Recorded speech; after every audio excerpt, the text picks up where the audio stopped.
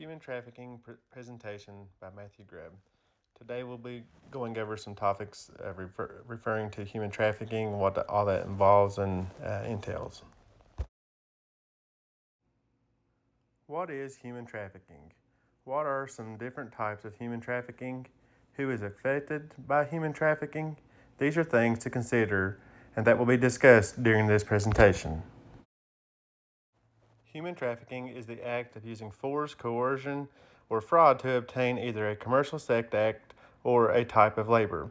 Each year, many in the millions of men, women, and children are obtained and trafficked throughout the world, even in the United States.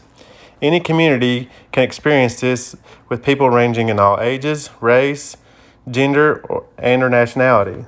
The people that conduct this terrible act use various methods including manipulation, violence, and lying to provoke people into whichever act they are trying to obtain these people for, including promises of good paying jobs or the promise of a romantic relationship. Human trafficking is considered today to be a form of modern slavery.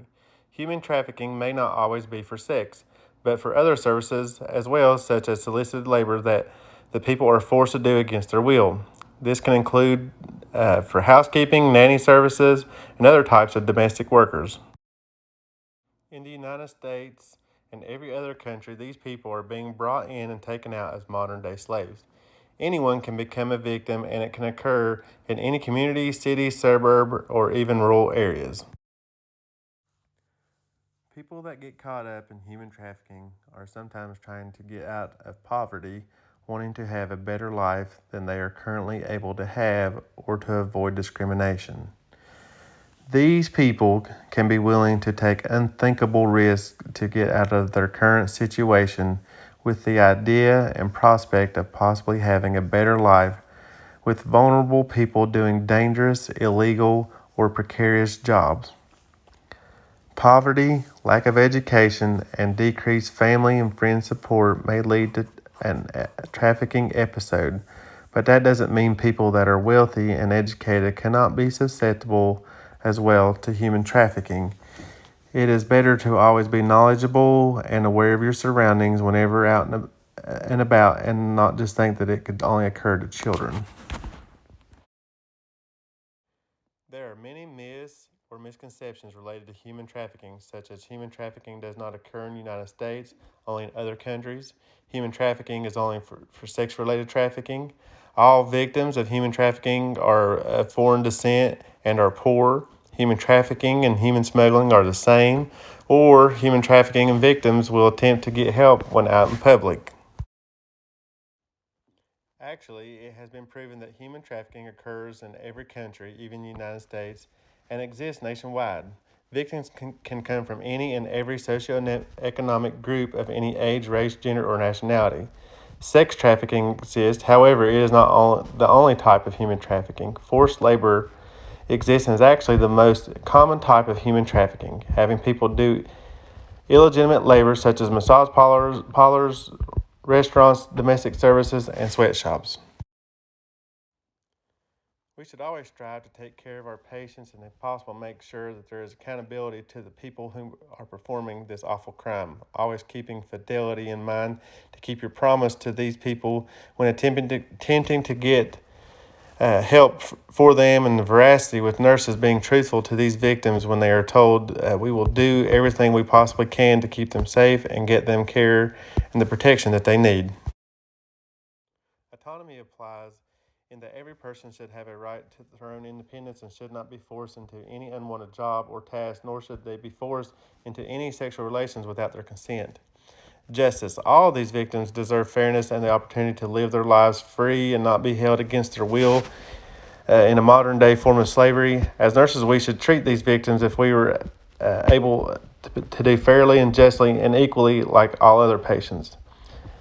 Beneficence is obvious, and we as nurses should always strive to do the right thing for our patients. And if we think that human trafficking is occurring, we should provide the care they need and do what we possibly can to make sure they get the assistance they need to be removed from that situation. Non-malfeasance is something we should strive to do as well with all of our patients and attempt to not harm them in any way, intentionally or unintentionally.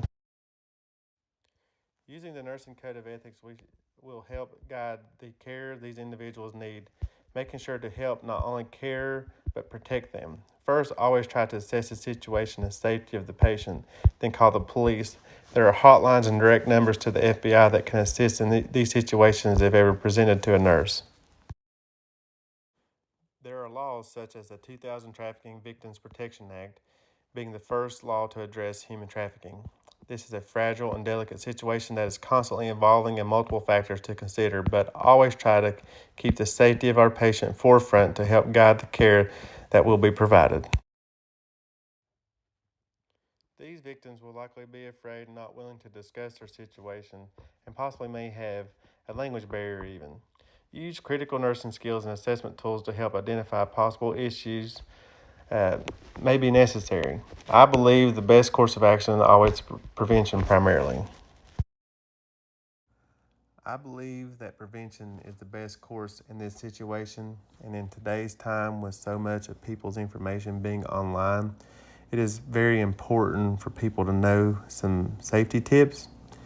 That would include never sharing photos of yourself that you wouldn't want to show your family or to a total stranger.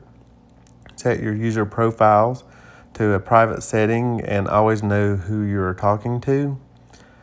Be mindful of how you treat these people or anyone online. Don't share personal information such as your phone number, full name, passwords, and don't meet in person with someone that you meet online. And always report suspected abuse or trafficking to the authorities, whether that be local, FBI, or different hotlines. Using these tips and strategies, I believe, can help to prevent human trafficking from occurring and decrease the occurrence of such events. My perspective about human trafficking has changed since this assignment and now have gained more knowledge to help protect my family, friends, and patients once I become a registered nurse. Education and laws to help prevent human trafficking would be the first step. So, myself, if I am working as a nurse, I would want to start a community health project where the community would be made more aware of this issue and potential danger, even if they think it could never happen where they live or to their economic class, or gender, or race. After letting people know about ways of reaching out to notify help, such as the FBI, hotlines, local and the local authorities, whether they are a victim or not, or they think human trafficking is potentially occurring to someone else that they could potentially need help. And if people are more knowledgeable to see signs that this may be occurring, they could be better off to help those people. Hopefully, after this presentation, an incident of human trafficking will be avoided, or if one is occurring after this presentation, people will be better informed on steps to take if they believe something like human trafficking has occurred.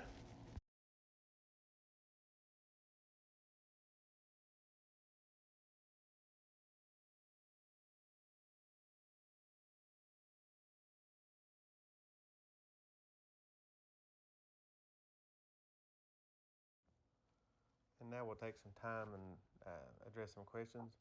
What are two types of human trafficking? That would be sex and forced labor. Who are some people to contact if human trafficking is suspected? That would be 911, local authorities, FBI, and human trafficking hotlines. Who are some people susceptible to human trafficking? And that would be anyone from any socioeconomic economic class, race, gender, and all areas of the world may be susceptible to this human trafficking. What is the difference between human trafficking and human smuggling? Human smuggling involves the illegal act of crossing someone over a border illegally and may not be against their will, whereas human trafficking is having someone perform an act of sex or labor against their will and uh, with possible force, but not doesn't always involve them having to cross a border at all. This concludes my presentation on human trafficking. I hope it was enjoyable and something was gotten from this presentation that people can use throughout their daily life and hopefully in their nursing careers as they move forward. and hopefully someone can be helped after this presentation, whether preventing an event or getting help if human trafficking is occurring.